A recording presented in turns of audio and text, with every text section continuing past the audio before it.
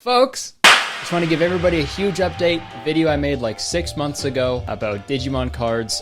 Check it out. I finally pulled it. I pulled a numbered gold card. We did it. It took 6 months, but we did it. But enough of the good news, okay? That's not what this channel is about. So I've talked about a lot of movies on this channel. And for the most part, even the worst movies I've watched have still been like a little bit enjoyable at least, because I have a theory, and I've said this tons of times on my podcast, every movie is good, okay? That is my theory. Because at the end of the day, like no matter how bad a movie is, I still had a nice time watching a movie. I'm not gonna be like, well, the cinematography, I don't know, it's a movie, it's fine. But I'm not so sure I feel that way anymore, because I recently watched a movie called 2025, The World Enslaved by a Virus. And I can confidently say that this is a bad movie. So I found out about this movie through a TikTok that we'll touch on a little later. But how about we read the synopsis for the film? It's 2025. The world as we have known in 2020 does not exist anymore. The virus changed the world, and communism is all over the place. A global world language developed,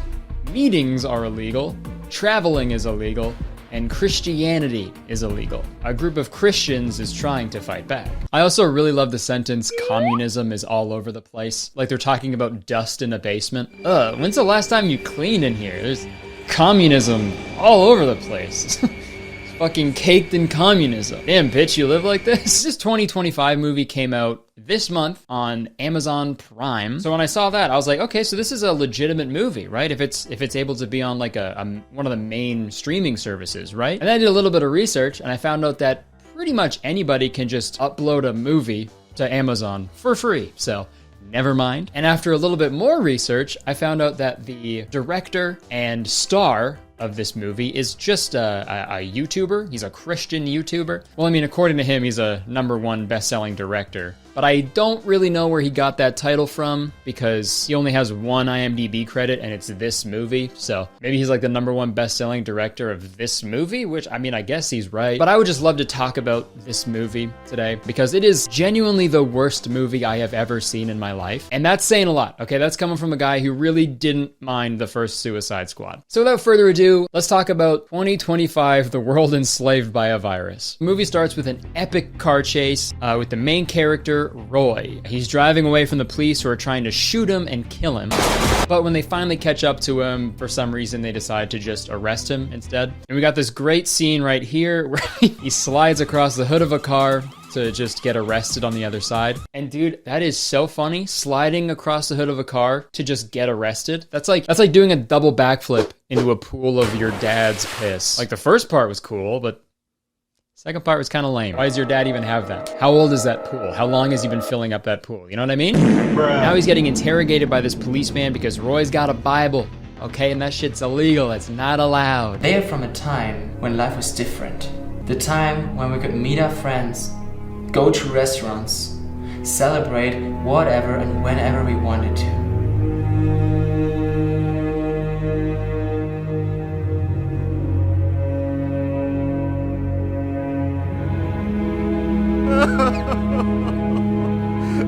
They also never say outright that it's COVID-19 in this movie, but it's heavily implied because it started in 2020 and it stopped like large social gatherings from happening. The state leaders came up with new regulations to repress the people and secure their power. The state leaders started to take away our rights and our freedom. Their excuse was virus, something they sold us as a super deadly killer virus.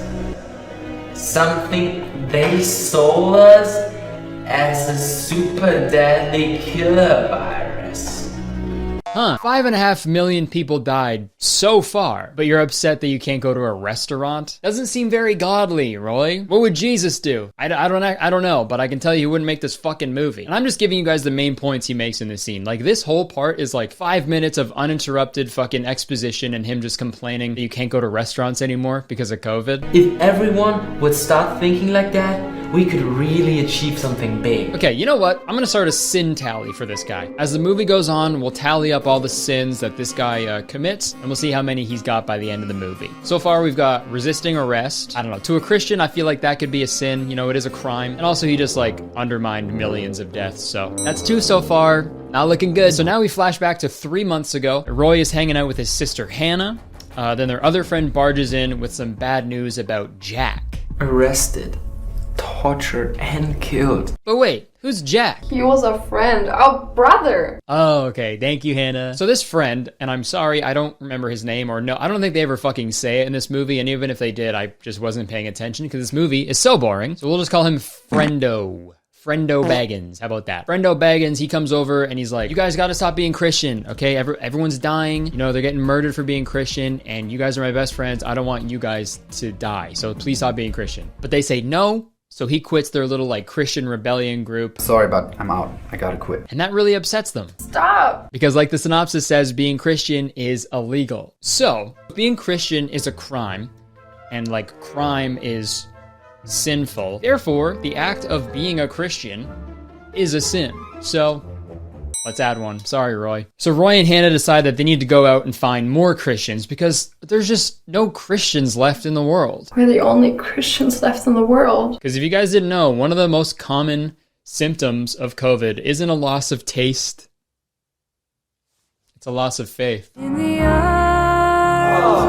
So that's what they do. They go out to find more Christians. And they do this by just randomly spray painting a bunch of fish symbols just around their city. If you didn't know, Christians used this symbol to like secretly show other people that they like fucked with God. You know, back when Christians faced persecution in the Roman Empire. But there were like less people back then, right? You're not even put like a phone number or a website, a fucking QR code. Like, what's that gonna do? Someone's gonna walk by and see a fish and be like, oh, a fish. All right.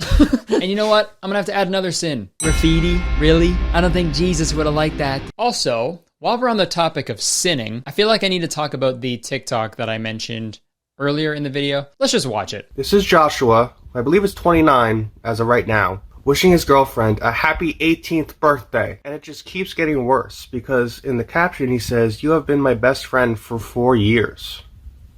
When did you start dating her? When she was 14? This was posted in November of 2020, so he was maybe 27 at the time. And then a month later, he proposes to his child bride. Yeah, and I looked at some of his YouTube videos where I stumbled upon a music video of his called As a Couple We Worship, and literally all the recent comments are just calling him a perv and a groomer and stuff. Like, it's pretty gnarly. And what's worse than that, okay, well, it's not worse than like being a groomer, but the song fucking sucks, okay? The song is so bad. Created the life you deserve, I pray. And I tried to do some more research to find this guy's actual age, but crazy, his Instagram is now private. You know, some people say 29, some other people are saying 24, but like, it doesn't matter really. If either of those are true, like, it doesn't matter. Because, hey man, starting an Instagram caption about your girlfriend with finally 18 and then proposing a month after? Okay, give it up for the bride and groomer. Also, it's very interesting that he would make an entire movie about going against the rules and laws that the government put in place that stop him from doing the things that he wants to do, right? So let's go ahead and add 100 sins to the tally for that one. Shame. And hey, now we don't have to feel bad about making fun of this fucking terrible movie. So let's keep going. There's a long montage of them spray painting fish all over the place until they are rudely interrupted by a cop shooting Hannah in the arm.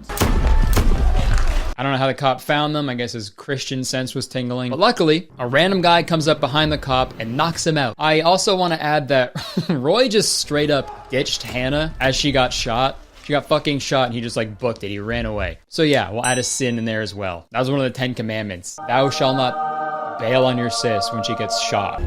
What's your name? Hannah. Where were you born, Hannah? Where were you born? Where were you born? Where were you born? Where were you born, dude? Where were you born? What's your sign, huh? Jesus Christ. Yes, Curtis. What would you like? Sorry, not you, man. Oh, my sincerest apologies. It's okay. Hey, that guy's wife is too young. I know. Seriously though, why was he being so aggressive about where she was born? That doesn't fucking matter. She just got shot. Bring her to a hospital, man. Ouch, I've been shot. Don't worry, I'll help you. Oh my god, thank you. Where were you born? What? Where were you born? Just Why tell does me. it matter? Tell me where you're born. I need to know. It doesn't matter. Where did your life start? Where were you born? I need to know. Okay, I was Where? born in Where New were you Jersey. born? New Jersey. Where are you going? You said you were born in New Jersey. Yeah? My dad was born in New Jersey. Okay. You're not my dad! Like the vine. Yeah, like the vine. Anyways, good luck with your bullet wounds, man. What do you mean wounds? I only have one. Back to the movie. They all get back to their secret Christian base where Hannah's bullet wound is already magically healed. Shout out Jesus for that one, I guess. And this is where we meet this guy. I don't know his name, because I don't think they ever fucking say it in this movie. So we'll just call him Guy. Guy found them because he saw all the fish symbols everywhere, so I guess their plan fucking worked somehow. So they got one more Christian added to their team. And let's see what their big plan is. Now our plan is we just spray fish. Maybe find a better plan, but that's our plan for now. Let's go spray some more fish. That's amazing. Let's do it. Nice, man. Just spray fish and hope for the best. Because it worked so well last time. And you'd think the scene ends right here, right? Seems like a perfectly normal time to end a scene. No. That's amazing. Let's do it. Thanks. I'm looking for some new sprays because I think we forgot them where we were. But I'm gonna take a look at that. Alright, cool. Why leave that in? Even fucking Guy was like, well, there's no way this is gonna be left in the movie because this was nothing at all. So I'm gonna look right down the fucking barrel of this lens. And dude, there are so many scenes like this in the movie. Like literally 80% of this movie are the characters just sitting around talking. Like just chatting about God like they're at Bible camp or something. And honestly, man, it's sentences like, I'm looking for some new sprays because I think we forgot them. that make me think that they just fucking made up the plot as they went along. I mean, which is probably what they did when they wrote the Bible, but still, okay, it's lazy. It's just straight up lazy, okay? And that's not a very good example that you're setting for your wife.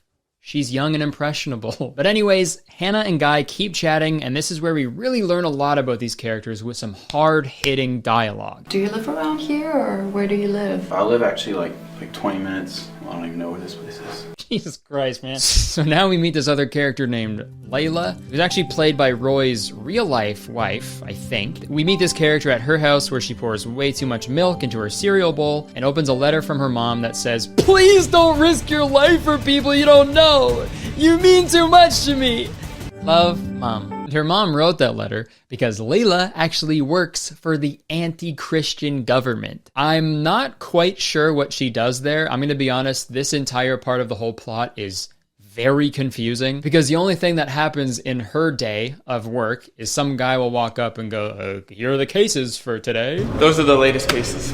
Okay, I will bring it to the master sergeant. Cool, sounds good. And I assume they're like COVID cases, I guess. But when she opens up the folder, it literally just looks like a bunch of first names typed out in a Microsoft Word. So I guess in this world, the way they post COVID cases, they just post a huge list of just first names. And if your name is on there, you go, oh, well, I guess that's for me. Same as if you walk by a spray painted fish on the wall, you're like, oh, I guess that's for me. Honestly, on second thought, if that's how they displayed COVID cases, I feel like we'd be better off. Because like numbers, wait, what are those? Do you imagine seeing your own name on there? That'd be crazy, right? Because people usually don't care until it like happens to them, you know? But anyways, Leela actually steals the list of cases and just leaves the folder empty. And then this happens.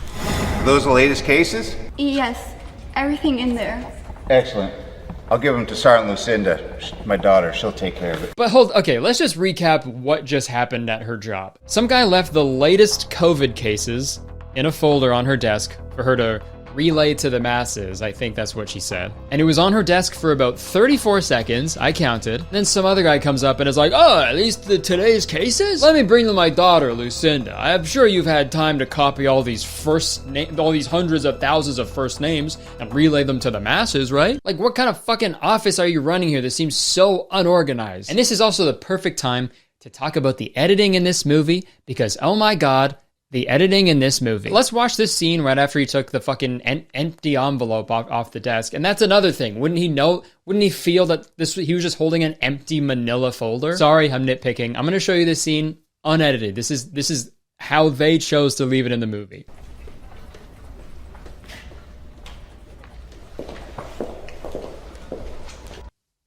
So he was there. The screen went black for no reason and then he was gone. The fuck happened? Did he get fucking kidnapped by a ninja and then no one cared? I just don't know how movies like this like just get made and are allowed to be made. Sorry.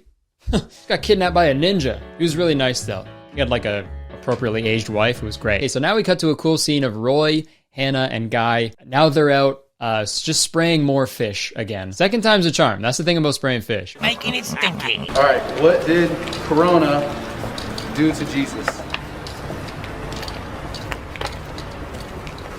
Nothing.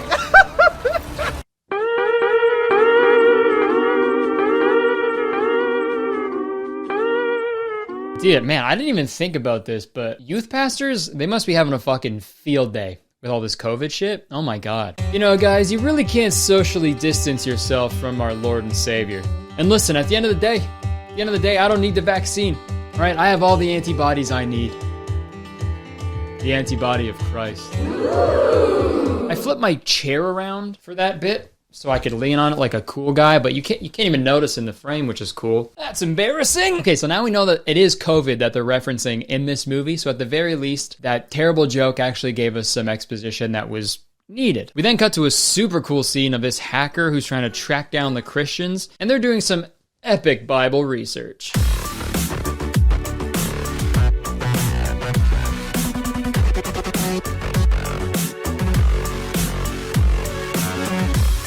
And I gotta say, as bad as this movie is, this is the first time I've seen anything like this. A fucking Bible research montage with house music playing in the background?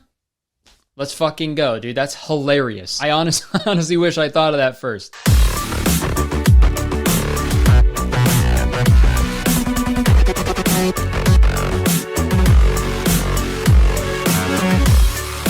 Okay, now we cut to the gang sleeping at their secret base when we hear a knock at the door.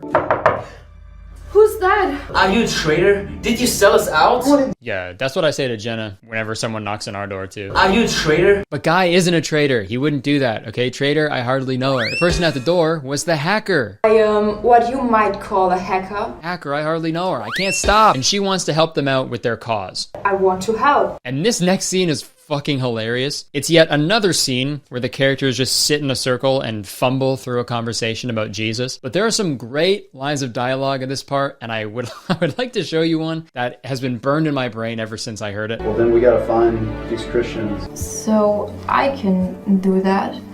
I can get all the phone numbers of the Christians if I hack the police. I can get all the phone numbers of the Christians if I hack the police. I can get all the phone numbers of the Christians if I hack the police. That might be the funniest line of dialogue that I've ever heard in my life. Like, I'm just picturing there's like a huge safe at a police station that's just full of Christian phone numbers. Why would you need them? Why would you ever need those? The gang is not laughing like I am. They're actually pretty excited about this whole idea. That's a game changer. And honestly, dude, conspiring with a hacker, planning on stealing information from the police, let's add a couple sins for that. I'm sorry. And another thing about the editing in this movie, the music is so fucking loud all the time. Can the police find those invitations that we're gonna send? So if I do it right, they won't notice. You're saying, I guess their theory is like, it doesn't matter how bad the dialogue is if you can't hear the dialogue over the loud inspirational music. And it works, man. It honestly fucking works, okay? I'm feeling inspired. I'm feeling very inspired to fucking engage in violent devil worship. This movie is driving me to Satanism. You guys are having the opposite effect. Good job. We now cut back to Layla, who sneaks into a control room at the government headquarters and snoops around the computer where she finds a Word document about a Christian conspiracy. And I pause it on this frame so we could read it really quick. Christian conspiracy. Is this what government documents look like? I don't think the US government budget had fucking word art at the top. Christian conspiracy. Where? Not enough information yet. All we know is that they are starting to gather in groups in the city. Unknown leader. Why? To overthrow the peaceful society that we have. How? We have no idea how they are doing this, but they somehow, who? See attached. Like, it's literally like someone's being quizzed on it. There's also another document that they show on screen for a second that I want to look at as well. It's very blurry, but you can make out the title. It just says possible Christian names. Just like the COVID cases, it's just a list of first names, it looks like. For all we know, this list could belong to like a pregnant woman who's just going through possible Christian names for her baby. We don't know. But Layla with her big brain just deletes all the possible Christian names. Take that, pregnant government employee. Now we cut to another fucking montage. This one features Roy traveling across the world to give speeches to huge crowds of people in order to convert them to Christianity. But the freedom that was taken from us. And the amount of people they got for these scenes is honestly pretty impressive. I don't know how they did it, but like, there's gotta be like 4 people in that crowd at least. And I know this movie doesn't have a big budget, but I don't know, you could have used the money that you spent on your engagement ring for your 18-year-old wife on some extras. Just a thought. And this next part is really confusing because it cuts immediately from that montage to, believe it or not, another montage of Roy walking with Layla, who was at one of the speeches, I guess. Because I guess Layla is like a secret Christian and wants to help them from inside the government. So Roy and Layla are walking around, laughing and flirting. He shoves her. And while this is happening, we see shots of the earth turning red. Slowly turning red. I'm guessing it's like a wave of Christianity. So Christianity is now spreading through the Earth's population, much like a highly contagious virus. That's actually one of the main symptoms in the new variant. It's Christianity. You actually become a Christian. But I guess instead of COVID-19, it's COVID-18. Finally. I also am going to add a sin for pushing a woman. And dude, this next scene is fucking weird as shit as well. So Roy's other random friend stops by and he says that his entire family was arrested for being Christian and they're about to be executed. And then Roy says this. And we need to fight on, and we need to actually be happy for the people that are now gonna go to heaven. They made it. If I told my good friend that my family was just kidnapped and they're about to be killed and I couldn't do anything about it, and he was like, you should be happy for them. They're going to heaven. Dude, I would toss them into a pool of my dad's piss. Like, fuck you, man. And dude, that's not even the worst of it. We actually got some new stuff here. I think you got the Bible DVDs and the Bible study DVDs. But we got some worship night DVDs. Like, such a dickhead. Yeah, sorry your whole family's about to die, but got this new heat, bro. Fucking straight out the stew. It's actually fire. Fucking brand new Bible shit. She bumps.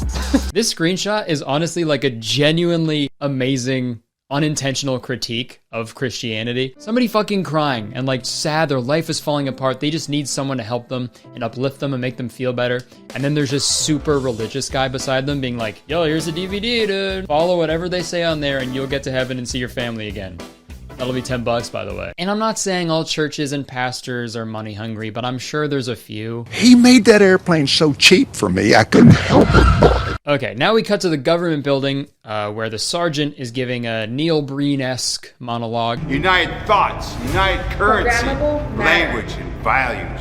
And we get another montage. This one features the government breaking up all the Christian groups who are out in the field singing their Christian songs. And honestly, dude, if cops did this more often, I feel like less people would hate them. I'll go on record and say it should be illegal to play an acoustic guitar around a campfire, okay? I fucking hate that shit. And if you're singing too, you deserve a life sentence, okay? No, longer than a life sentence. A life paragraph, how about that? All right, break it up. This song fucking sucks. We're almost at the end of the movie. Trust me. So back at the government headquarters, we get another weird, pointless Neil Breen-esque monologue from the sergeant. These are antiques. These are the things that are made of history. Is he drunk? Why is he talking like that? These are what holds people's dreams. These represent the Christians that I killed. Go talk to the Minister of Propaganda. Okay, hold on. Go talk to the Minister of Propaganda. One more time. Minister of Propaganda. Propaganda. I would hate to see what impropaganda looks like, you know what I mean? Come on. Okay, next there's a quick scene where they convert the hacker to Christianity. They fucking hack into her brain with Jesus. And then there's a really funny scene where they just acquired 100,000 new Christians in Asia. We've reached the 100,000 people goal in Asia. So they plan to get a bunch of DVDs to them. Those are the ones that we should bring to Asia. Yeah, I'm sure those 30 DVDs will be enough for the billions of people who live in Asia. Good job, guys. So in this next scene, Friendo Baggins from earlier, he shows up and says the same thing from earlier in the movie. He's like, you guys gotta stop being Christian. Please stop being Christian. You guys are gonna get hurt. But they tell him they're not gonna stop, so he leaves all pissed off. Don't say I didn't warn you guys. Then they do some Twitch stream to spread the word of God, And while this happens, the government is absolutely freaking out because they can't find any of the Christians. They just can't track them down. Even though there is literally just an entire montage of the government tracking down the Christians and breaking up their fucking acoustic guitar party. So I don't really know why they're freaking out, but this is when the big twist happened. Friendo Baggins from earlier, who warned them to stop what they're doing, he sells them out to the government. How far from here? At 25 kilometers. I can show you. So they head out to catch the Christians. They break into their secret base, but Roy is able to escape before they get there. There's an epic chase scene. He steals a car, so let's add a sin to the tally. And now we're right back at the beginning of the movie now. Crazy, it came full circle. So they bring Roy out into the woods, they kill him, and then the movie ends. Seriously, that is how the movie ends. But then in the credits, they give a nice special shout out to their best buddy, Jesus Christ, which is nice because I know Jesus worked really hard on this movie. I think he was actually in charge of like holding the boom mic the whole time because, you know, he has experience with holding his hands up for a while. Man, I don't even know where to begin with my like final thoughts. And I'm not usually one to like shit on independent films because, you know, making a movie isn't easy, even with a huge budget, right? If you have a small budget, it's even harder to make a good film. But I don't know, man. If you're gonna make a fucking anti-mask sci-fi Christian movie because you're pissed that you can't go to restaurants anymore, I don't know, dude. You're kind of asking to get made fun of. And when the director and star of the movie starts an Instagram caption about his girlfriend with finally 18, oh, I don't feel bad at all. Fuck your movie, dude. It sucks. Add another 1,000 sins. Based on the fact that this movie changed my mind about my all movies are good theory, and the fact that it's like making me strongly consider devil worship, I give 2025, The World Enslaved by a Virus,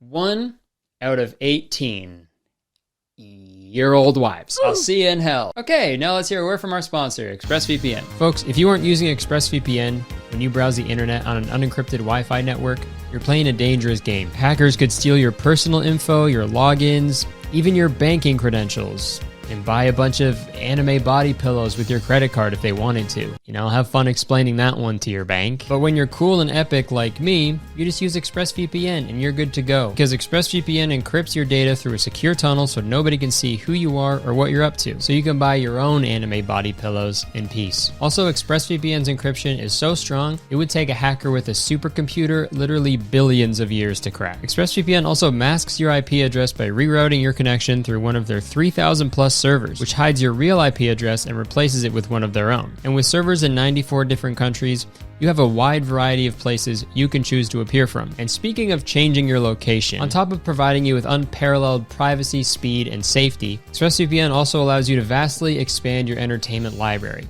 Let me explain. Say for example, you know, you're in Canada and you want to watch a certain movie on Amazon Prime. No, you'd be out of luck. You can't watch it in Canada. So all you have to do is change your server to one in the United States, and there you go. You're watching that awesome movie. And this works for any other show in any other country. Simply put, using streaming services without ExpressVPN is like having a bowl of jelly beans, but only being able to eat the black licorice ones, right? No thank you. Folks, there's just no better option out there. ExpressVPN is consistently faster than any other VPN provider. They have 24/7 customer support. They're super easy to use because you can connect with just one simple click, and it's the top rated VPN provider. Rated #1 by TechRadar, and many more. And it gets better because ExpressVPN is hooking up you guys with a great deal. So to find out how you can get 3 months of ExpressVPN for free, just go to expressvpn.com/CurtisTown or just click the link in my description. Okay, thank you so much to ExpressVPN for sponsoring this video and so many others over the years. I seriously use them every day and I cannot recommend them enough. So hope you check them out because that also helps me out and the channel and everything. So, all right, thank you ExpressVPN. Back to me. Okay, thank you so much for watching. Hope you enjoyed the video. If you did, please press the like button because believe it or not, 1 like equals 1 Christian phone number that I will steal from the police. You can leave a comment if you want, you know what you think about this whole movie and everything that happened in it. And yeah, you can press the subscribe button because as soon as you do, you become a valued citizen of Kurtistown. If you didn't know, Kurtistown is the best place to live in the world, and I'm the mayor, so you have to be nice to me. It's the law. You can check the description for the things I do, my weekly podcast called Very Really Good, my gaming channel, my Twitch, my Instagram, my Twitter, merch, all that crap. Thanks for watching. I would stick around, but I have to go. Unfortunately, I have to go spray a bunch of fish. Peace.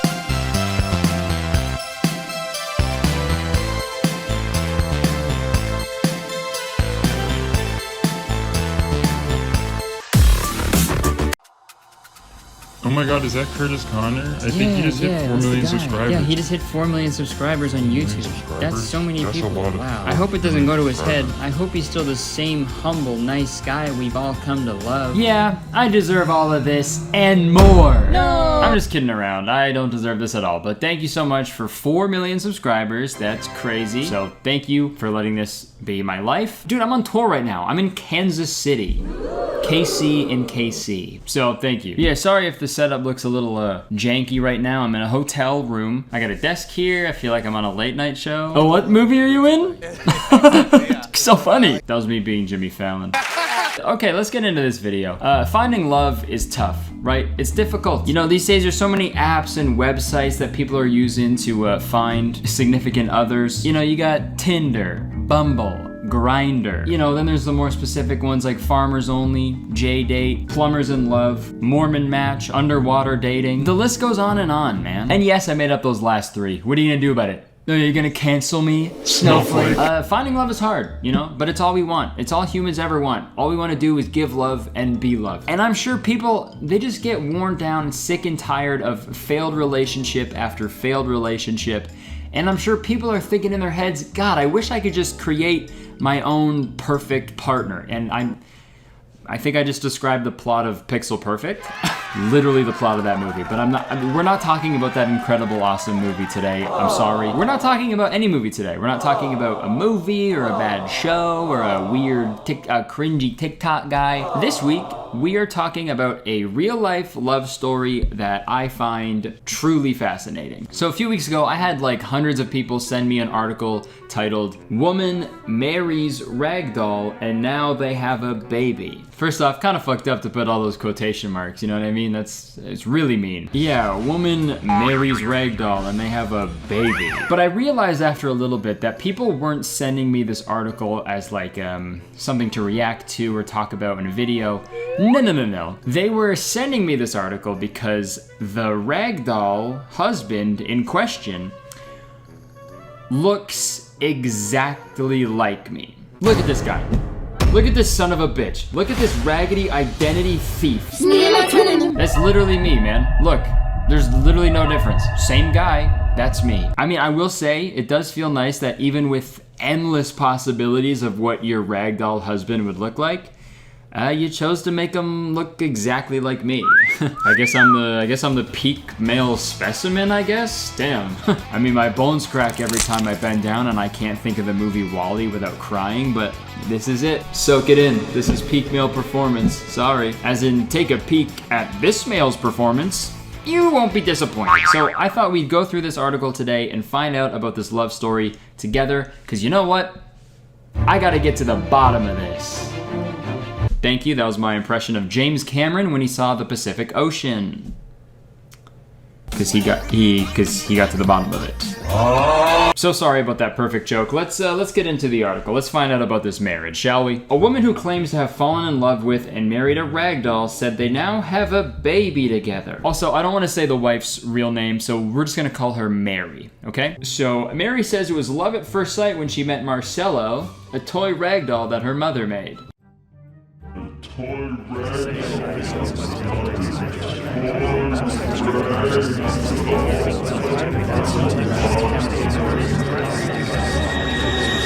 Just a quick question for the wife. If your mom made the doll,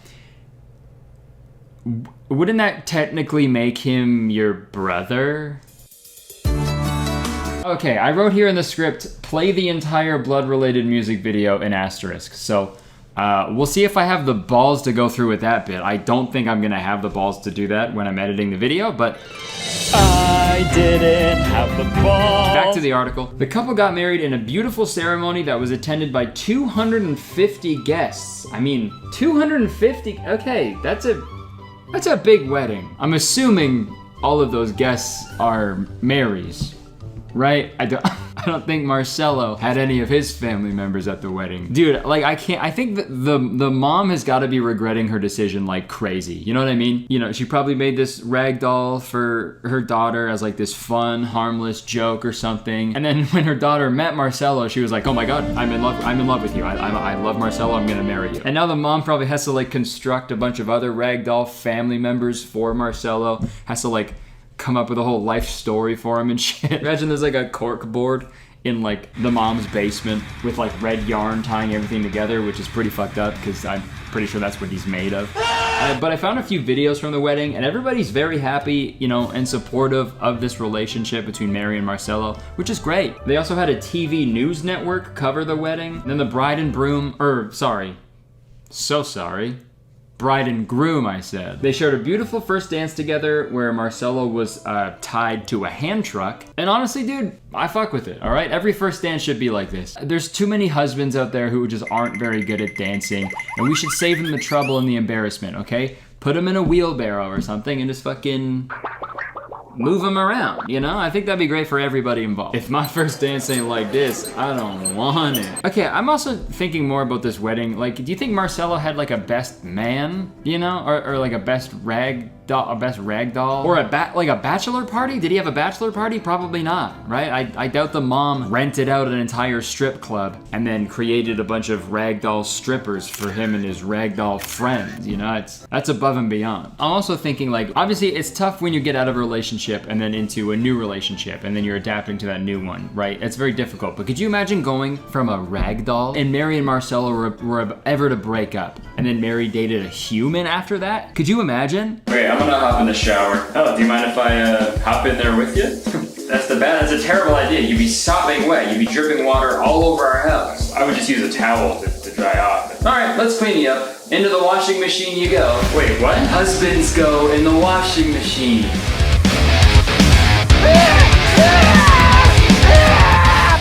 Maytag. Put your husband in there. Okay, back to the article. It was a wonderful day for me. Very important, very emotional. He is a man I always wanted in my life. Married life with him is wonderful. He doesn't fight with me. He doesn't argue. And he just understands me. Marcelo is a great and faithful husband. He is such a man, and all women envy him. I mean, yeah. It's not he doesn't fight or argue with me. It's he literally can't fight or argue with me. You know what I mean? Oh my! You know, the more I talk about Marcelo, the more I'm realizing he is the perfect man. He's soft to the touch. He's handsome as hell. He's super handsome. There's no words that can even describe how handsome Marcelo is, or any other guy who sort of resembles him. He's just so handsome. And also his best trait, he can't talk. Fellas, listen, this is what women want, okay? Seriously, don't go to the gym, don't get a nice job, don't buy the fancy clothes or the nice car. They don't fucking care about that, okay? Sit down and shut up, okay? And also have no bones, I guess. Maybe just one bone, am I right? Your penis. Back to the article. However, Mary said that she is left struggling to pay the bills as the sole breadwinner. She admitted he has so many great qualities, but the only downside is he's lazy. He doesn't work at all. But I am a warrior and I keep it going for us. Okay, this has to be a bit, right? Don't get mad at him. He's a ragdoll. What else? He's literally doing what ragdolls do. That's so mean to call him fucking lazy, you know? Hey! What are you doing sitting on your ass all day, huh? What do you mean nobody wants to hire a rag doll right now? That's ridiculous. You're ridiculous, okay? Get up off your ass, get a job. Excuse me? Am I on the rag? I could be. Come here. You know, as much as I jest, who am I to pass judgment? These two sentient beings are in love. That's amazing. There needs to be more people like Mary and Marcelo in the world, and they're aware of that, okay? So, like the article said, they had a baby. They didn't adopt or anything like that either. They didn't just go to a value village and find some sort of human doll to take home. Mary got pregnant. I don't even want to begin thinking about the how that happened. I don't want to think about that, so I won't. I'm thinking about it. But yeah, Mary went into labor. Labor? I hardly know it. And delivered a baby, and they actually live streamed the baby delivery, which is always nice. Oh shit, it's a boy, let's go. Let's get some blue heart emojis in the chat. This baby is poggers. But the birth was very interesting, so let's have a look at that. Okay, so there's the doctor trying to calm Mary down. And then they do an ultrasound that I think is just playing a loop of like ultrasound stock footage. And then we cut to this hilarious shot of Marcelo sort of just propped up against the wall. My guess is that he was so excited for his baby that he just sort of passed out, and then they just left him there, I guess. Aww. And this part's weird. I'm pretty sure this is where the one nurse walks over to this table. She does something at the table, and then when she turns around, this is when you start hearing a baby cry. Marcel! So I think the nurse just played audio of a baby crying, some like stock audio of some random fucking baby. Now that I think about it, that's kind of fucked up. Whoever records crying baby sounds to upload to like YouTube and sound effect libraries, is it just some fucking asshole dad that's like, oh yeah, that's good, right into the microphone, buddy. Yep, keep crying, keep crying. I mean, I guess you will keep crying because I'm not taking care of you, so nice. And this also opens up a huge like discussion about lore, like ragdoll lore, you know, like we know Marcelo can't really talk, no one's heard him talk, but ragdoll babies can talk? Not talk, but they can cry, right? They can cry and you can hear it. So are you telling me the only sounds that ragdolls can make are sounds when they're crying? What a terrible life to live. Ragdolls, I'm sorry that you that you live a life like this. It's a drag. Ragdoll more like drag doll. Okay, so this is the part where the doctors pull out little baby Marcelinho, that's his name. And this part is fucking so weird, okay? I'm trying to give them the benefit of the doubt here, you know, do whatever, I don't fucking care, do what you want in your life. But this part is so fucking weird, man. Cause you know how babies are born and they're just babies, you know? They're like, oh, that's a baby that just came out of a person. This fucking video, the baby, it comes out wrapped in some like weird alien like red plastic bag with a weird yellow tube sticking out of it. It's taped to it. What is that? Tell me what that is, please. Is that supposed to be like the sac, like the embryonic sac in the fucking umbilical cord? You just yanked it out of her? I mean, I've never seen a childbirth in real life, so I don't know what it looks like, but I know for a fact babies aren't delivered in red plastic bags, okay? They're delivered in tiny white cloths in a stork's mouth. You know, they unwrap this fucking gross red plastic bag and out pops the little ragdoll baby. Hooray! He's a little baby doll. He's a goo goo doll. And okay, this is the part that sort of just starts to, you know, rub me the wrong way, okay? I don't want to accuse Mary of anything nefarious, but if this relationship between you and Marcelo is really real, it's totally 100% genuine and real, and it's just about love, and that's it. What's with the TV news network covering your wedding, and then on top of that, you live streamed your childbirth? And now you're making a bunch of TikToks to your 6-digit followers, man? It's just like, I don't know. I mean, everything else about this thing is totally normal, but that's the part that I find strange. I mean, at the same time, I don't want to knock anybody's hustle. You know, if this really is just for like attention and clout or money or something, I don't know how you make money from this, but get the bag is what I'm saying. Even if the bag is fucking bright red with a weird yellow tube coming out of it, I don't care. I did a bit of research, and there's actually a thing called object sexuality or objectophilia, which Wikipedia defines as a sexual or romantic attraction focused on particular inanimate objects. And you know, sexuality is it's a spectrum, right? That's what they say. Everyone likes different things. Who are we to judge? I'm not well versed in this subject at all, but from the little bit of research I've done, it's more common than you think, and people are doing this, right? For example, Erica Eiffel. If you want to guess who she married the Eiffel Tower back in 2007. And she's been getting Eiffel Towered ever since, and I'm sure she's having the best life ever. You know, and I also saw another story about a woman in 2020 marrying a briefcase.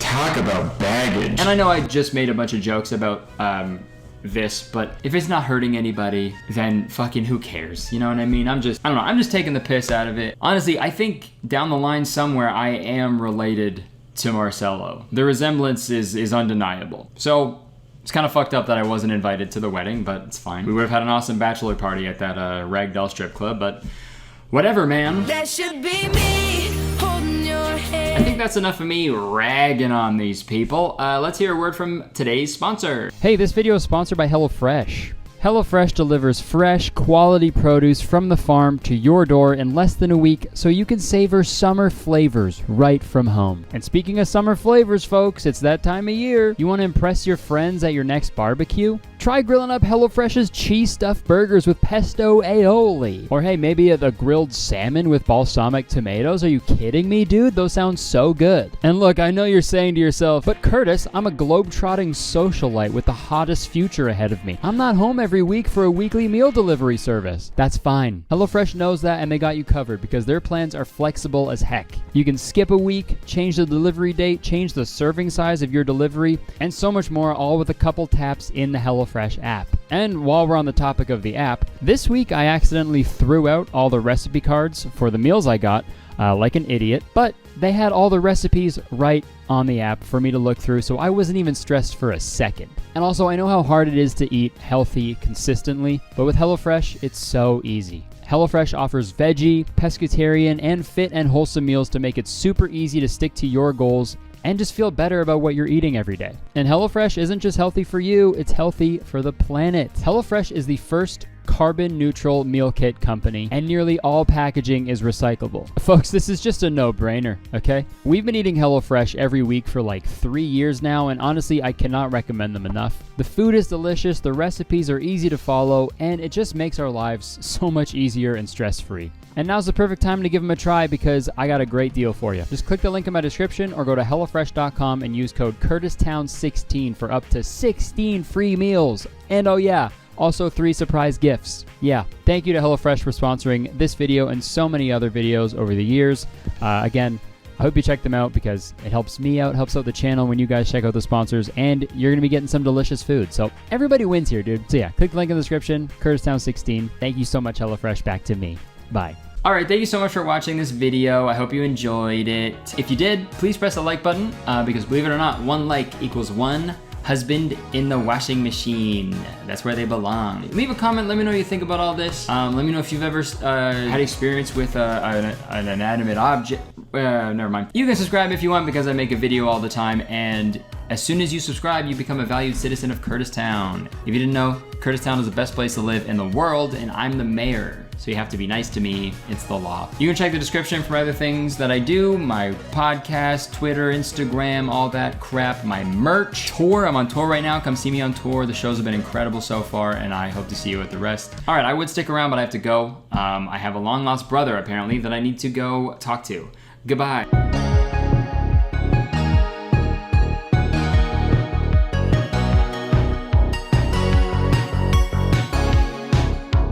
Today is the day. My limited edition U2's figure and Kiwi plush are available right now. And when I say limited edition, I mean they're only making a limited amount of these. So make sure you get them before they're gone. So yeah, if you want these little guys, just click the link in the description and go grab them. Thank you so much. Okay, folks. So I've been in the merch game for a while, okay? I think I put out my first piece of merch in like 2015. It was when I had like 100,000 followers on Vine, and I was like, surely that's enough for people to have a shirt of me. So I put out some merch. I remember there was this one, the Shirtless Connor, that I was really excited about. And I think all in all, I made like a couple $100, which was huge. Obviously, I was just getting out of college. I was like serving at a bar. So that was like, it was really nice to just like have that, you know? And at that time, like that was the only way I could make money from like my comedy, right? Because like I was doing stand-up several times a week, but I was not getting paid for it, and I wasn't making any money from Vine because they didn't even have any money to give anybody. So I learned like pretty early on in my content creation journey that merch can be a really good way to support yourself, and it also gives the people who support you something like tangible. And as the years went on, I put out merch like here and there, but it wasn't until like my YouTube channel sort of took off that I regularly put out like merch drops. And I'm super proud of the stuff that I've put out over the last few years. I've been able to work with incredible artists like Brandon Lepine and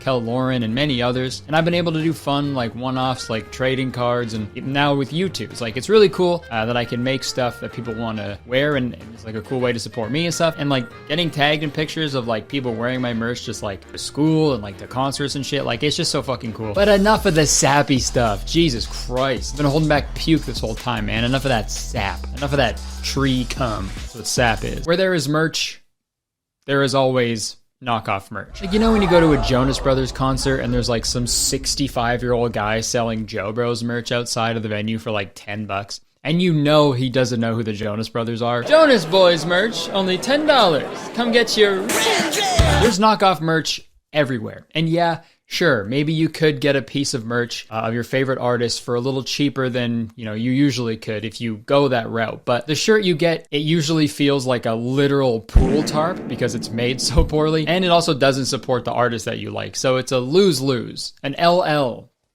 Not cool, Jay. And there is one website in particular that is making it very easy for knockoff merch to thrive on the internet. And that website is Redbubble. Real quick, fuck Redbubble, fuck you guys. You guys can suck on my balls. And you could put that on a shirt. Don't.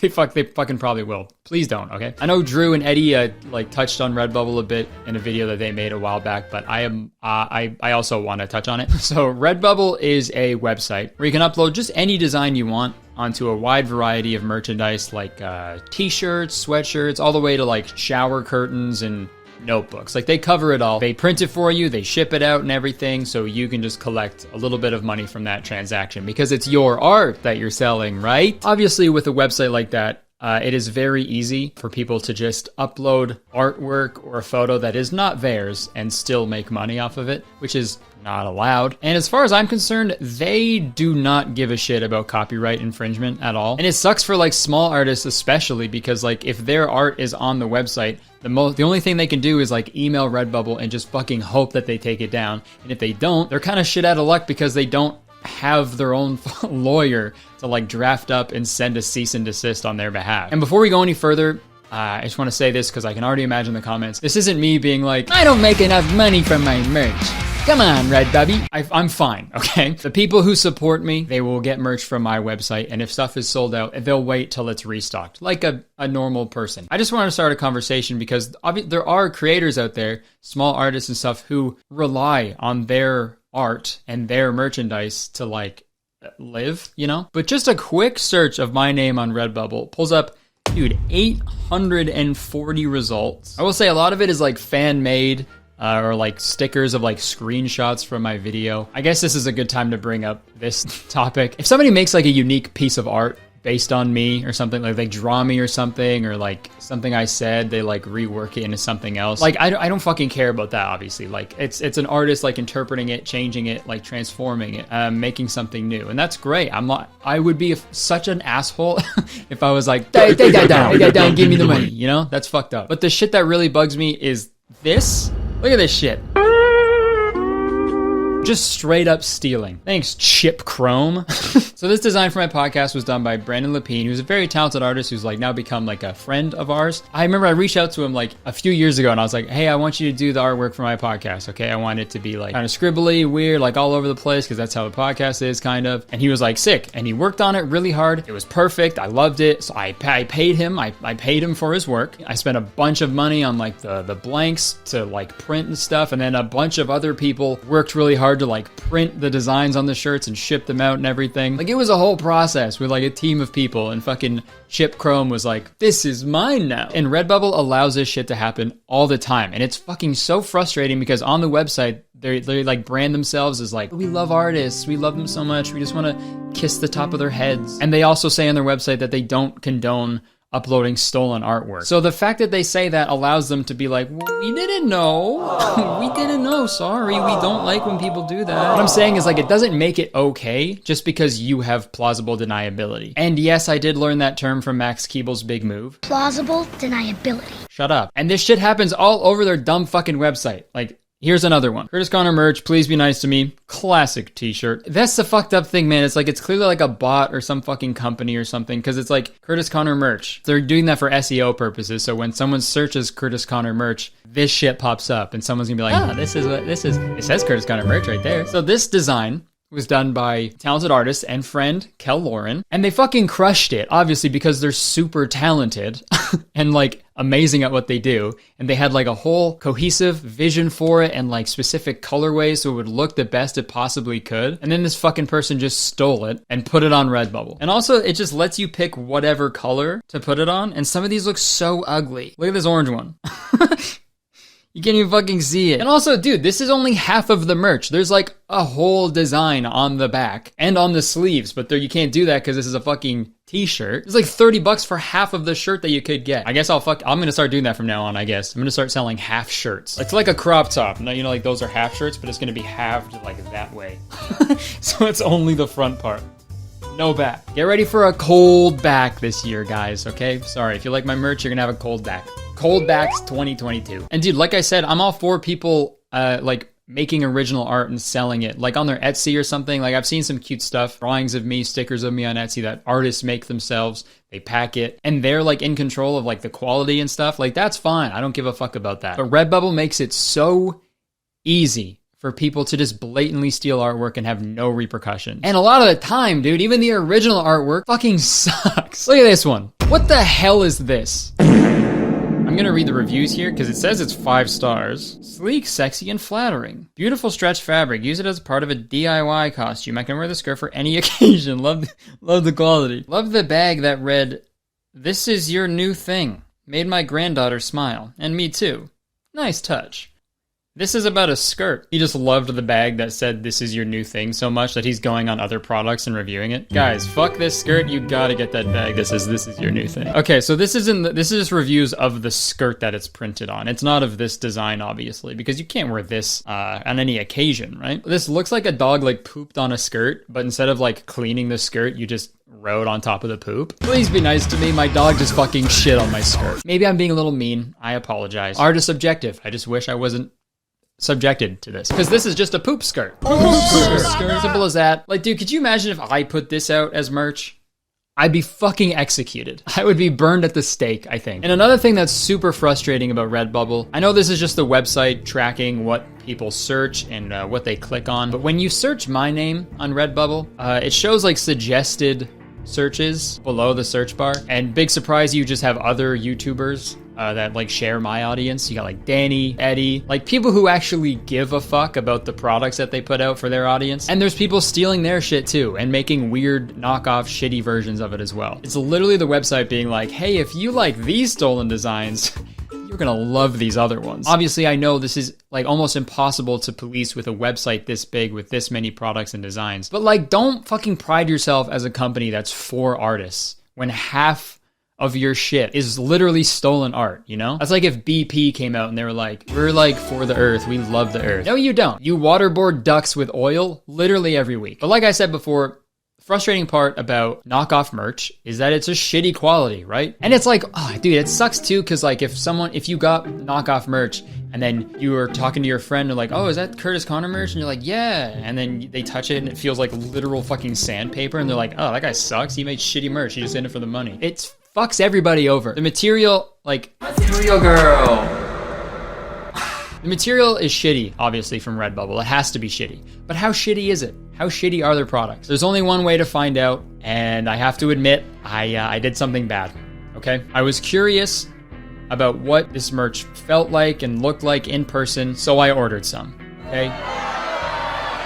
I know I'm not proud of it either, okay? But it's my fucking knockoff merch, okay? If anybody is allowed to get it, it's me. I'm not proud of it, okay? I feel like shit. I feel like a shit stain on a skirt. I do. But I'm doing this for the greater good and for me. This is pretty much a big ad for my for my merch. But I'm just trying to show that buying knockoff merch of your favorite creators is bad for everybody involved. I do feel bad that I gave money to Redbubble though, so I will say this. Do not buy from Redbubble, okay? They suck and they kind of stink.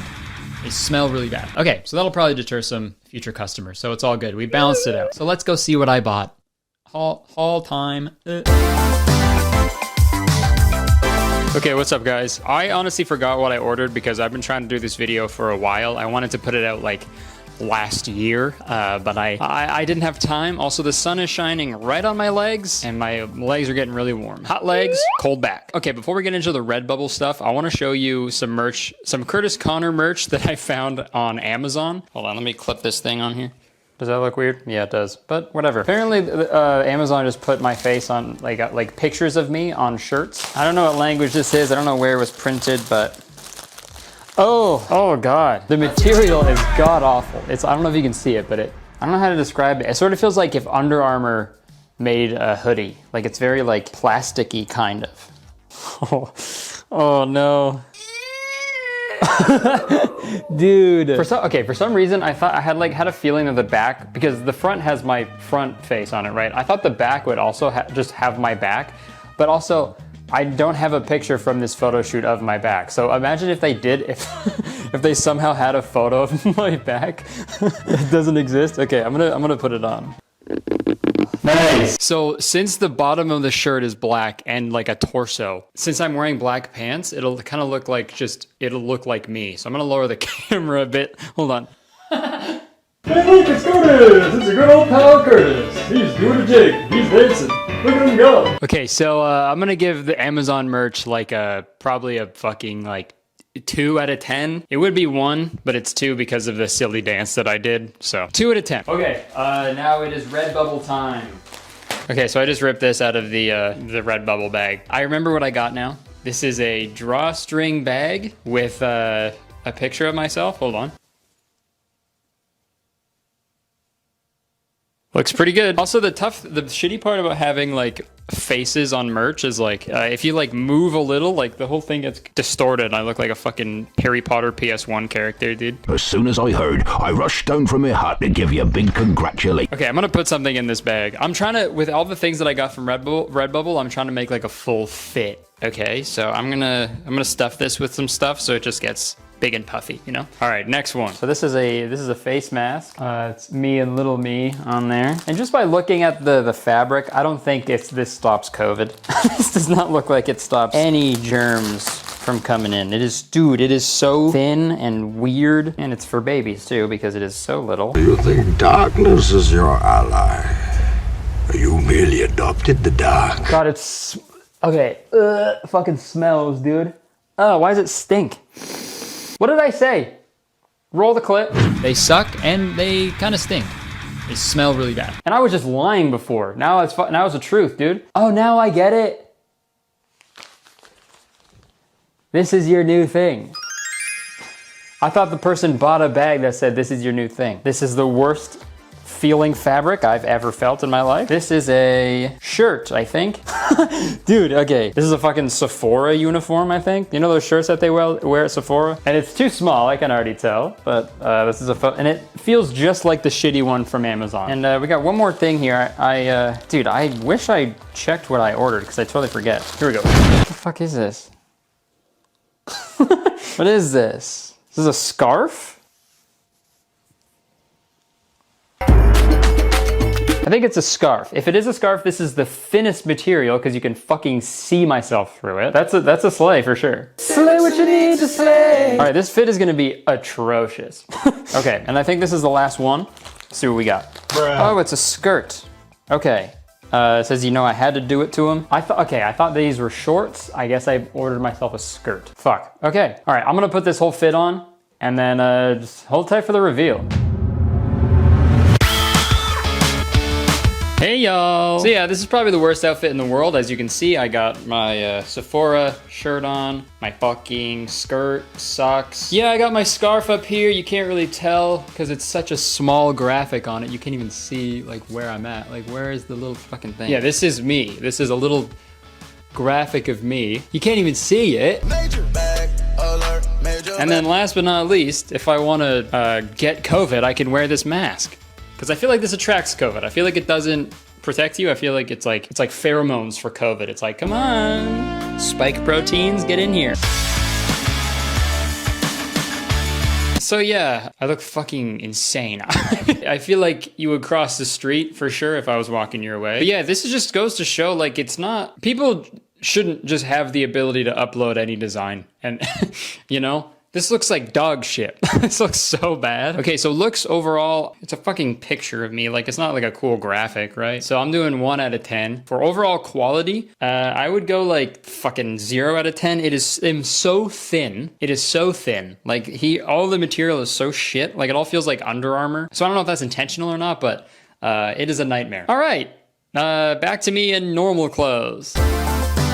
So what did we learn today? We learned that Redbubble sucks. Amazon merch sucks. We also learned that, you know, boys in skirts, that's all good, but a boy in that skirt, not good. I want to say, like, I know my merch and other YouTubers' merch can be a little pricey sometimes, but that's only because, like, I try really hard to put out good stuff and like pay like talented artists and like buy the best like blanks and stuff. So it's just going to be more expensive to sell, you know? So I understand why like the knockoff stuff can be appealing to people because like that's what they can afford, right? And I can't stop people from doing that. I can send as many emails as I want or as many cease and desists as I want, but like it's going to happen, okay? And you just have to roll with it, right? But I think companies can like try to do a little better, right? Like Redbubble, you could totally make it so it's like not so easy. If you're for artists, you should put the artists first. You should vet your artists, right? You should take pride in the artists that you do have on your platform, right? For example, Inkbox, the company that I used to work for and now that I like promote on my channel sometimes, they have like a whole department focused on their artists to make sure their artists are happy and stuff.